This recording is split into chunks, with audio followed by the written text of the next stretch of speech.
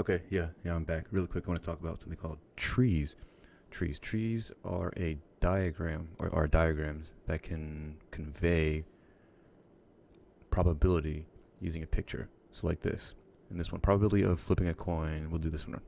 All right. Let's say we're gonna flip a coin twice. Twice. Flip my bank account twice. But be careful with it. That's all I have. So let's say, if I flip it twice each time, I can either get a heads or a tails. We're gonna start my tree like this. Boom, boom. I can either get a heads or a tails. Now remember, when flipping a coin, your probability is always the same.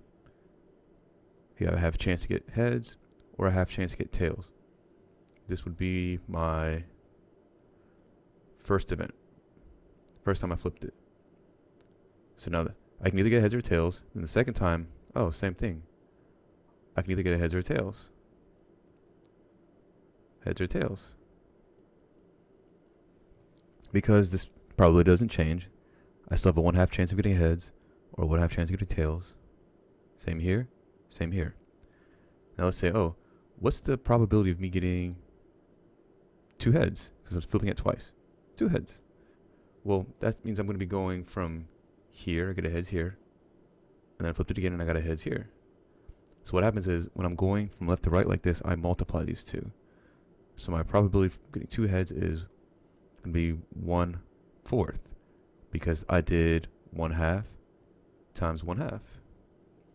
Was probably getting, a heads or a tails. Heads, and then a tails. Heads first, then tails. Well, again, I'll start here, because I got a heads first. Then I went here, and a tails. Oh, look at that. Multiply those two, and I get 1/4. See that? Left to right, multiply. And then, getting a tails and a heads. Got a tails first. Then I got a heads. Multiply these two, and I get, 1/4 again. See the nice pattern? Got a tails and then a tails. Tails, tails. So I went from here, then to here. Multiply those two, and I get 1/4. So whenever you're going from left to right, you multiply your chances, your outcomes, your probabilities. When you're going up and down like this, watch what happens. You add these. If you add this plus this plus this plus this, you get 1. Probability always adds up to 1. So on that side, if you did everything right, it should add up to 1. Happy face. Now, the reason why that's important is because, well, look, let's say you were asked the question, well, what's the probability of getting at least 1 tails? Well, I'm going to look at my probability that I got here. So these are all my probabilities I got here. If I look here, I see, I got 1 tails here. I got at least 1 tails here. And I got at least 1 tails here. So what I would do is say, these represent the chances of me getting at least 1 tails. So I'd just add those. So it would be 1/4 plus 1/4 plus 1/4. And just so you know what I'm talking about, remember the first one I got a heads or tails, that was this one. Second time I got a tails or heads, that's this one. And the last time I got 2 tails. All these represent at least 1 tails. So if I add those together, my chances of getting at least 1 tails would be 3/4. Now, let's just do something a little bit different here for probably rolling a dice. Let's use a tree diagram to see what's the probability of me rolling a number, let's say greater than 2.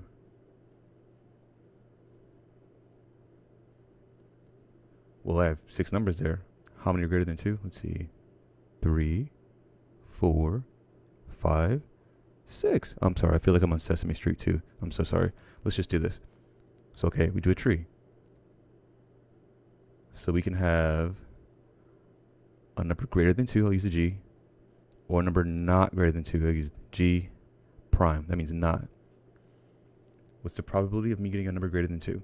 Well, we just said there's 4 numbers greater than 2 out of 6. That means there are 2 numbers that are not greater than 2. Remember what I said when we're going up and down? Notice these two. If you add these two, you get 1. When you go up and down, again, They all add up to 1. So now, if I roll again, I can either get a number greater than 2 or a number that's not greater than 2. Not greater than 2. All right. Well, this didn't change, so it's still going to be 4 out of 6, 2 out of 6, 4 out of 6, 2 out of 6. So then, okay, remember, if I'm going across this way, when I find my probabilities, I'm going to multiply. So what's the probability of me getting 2 numbers greater than 2? So I'll just put GG. What I tell people after I'm playing League of Legends, GG, GG no re. So I went from here to here. So that would be, those two multiplied, and you'd get 16 over 36. What's the probability of me getting a number greater than 2 and a number not greater than 2? Here to here. And I multiply those two. So remember, if you're not good at multiplying fractions, you can use a calculator. It's okay. I'm not going to get mad. It's fine. That's what this class is for. So 4 times 2 on the top, that's 16. Sorry, that's 8. See, even I need a calculator. Wow. 4 times 2 is 8 over 36. And then I'll go down here. What about getting a number not greater than 2 and then a number greater than 2? So here and that right there. So if I multiply those two, I get, 8 over 36. And then this last one, I get a number not greater than 2, and then this, again, a number not greater than 2. So it's not greater than 2, not greater than 2. I'll get 2 times 2, that's 4. 4 over 36. Now remember, I know I've done it right when I add these and they add up to 1. Because probability always adds up to 1. So I'll say 16 over 36 plus 8 over 36 plus 8 over 36 plus 4 over 36. And I promise you, if you add these, you'll get 36 over 36. So 16 plus 8 is 24 plus 8 is 32 plus 4 is 36. So we did this correctly. Happy face. Now, just like in this previous example, let's say what's the probability of me getting at least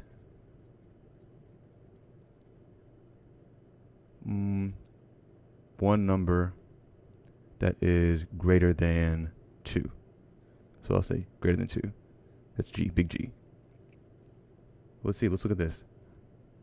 There's one right there. There's at least one there. There's at least one there, and at least one here. This one is 2 numbers less than 2. So I'll leave that one out. So what we do is we're going up and down. We add those.